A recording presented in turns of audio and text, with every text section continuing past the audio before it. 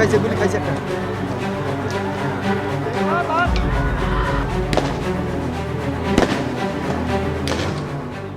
জুলাই গণঅভ্যুত্থানের প্রথম শহীদ রংপুরের বেগম রোকেয়া বিশ্ববিদ্যালয়ের শিক্ষার্থী আবু সাইদ। পুলিশের গুলির সামনে আবু সাইদের দুহাত প্রসারিত করে দাঁড়ানোর দৃশ্যটি সামাজিক যোগাযোগ মাধ্যমে ভাইরাল হওয়ার পর শিক্ষার্থীদের কোটা আন্দোলন রূপ নেয় তৎকালীন আওয়ামী লীগ সরকারের পতনের তীব্র গণ আন্দোলনে।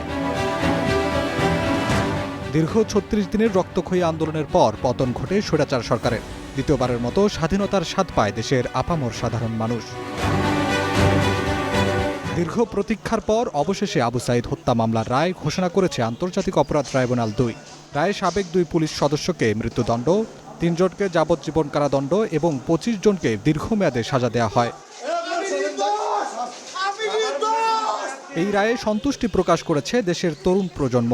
খুবই আমরা খুশি যে আবু সাইদ ভাইকে যারা হত্যার জন্য দায়ী তাদের আজকে রায় হয়েছে, তাদেরকে সাজা এই সরকার দিতে পারছে।